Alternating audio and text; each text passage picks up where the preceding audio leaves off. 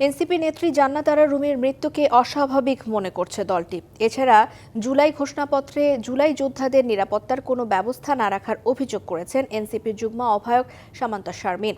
ঢাকা মেডিকেলে এক ব্রিফিংয়ে তিনি আরও বলেন, রুমিকে হুমকি দেওয়া হয়েছে এবং তাকে বুলিংয়ের শিকার হতে হয়েছে। এনসিপি এবং শহীদ পরিবারের ওপর হুমকি আসছে। সরকারের সমালোচনা করে তিনি আরও বলেন, নারীরা সাইবার বুলিংয়ের শিকার হচ্ছে, অথচ এই বিষয়ে সরকার কোনো পদক্ষেপ নিচ্ছে না। রুমির যে তার মরদেহ উদ্ধার এবং তাকে যে অবস্থায় আমরা দেখতে পেয়েছি, এটাকে এনসিপির জায়গা থেকে, জুলাইয়ের সম্মুখ সারির যোদ্ধার জায়গা থেকে আমরা স্বাভাবিকভাবে নিতে পারছি না। একটা এমন নির্বাচনের দিকে ঠেলে নিয়ে যাওয়া হচ্ছে যে নির্বাচনে রাষ্ট্রীয় সংস্থাগুলো কিভাবে কাজ করবে সেটার কোনো সঠিক কোনো রোডম্যাপ নাই। নতুন এবং ফিরে আসা গ্রাহকদের জন্য নগদে চলছে ক্যাশব্যাক সহ প্রতিদিন হাজারো উপহার জেতার সুযোগ। হবে আশা আর ফেরা, সারপ্রাইজ সেরা।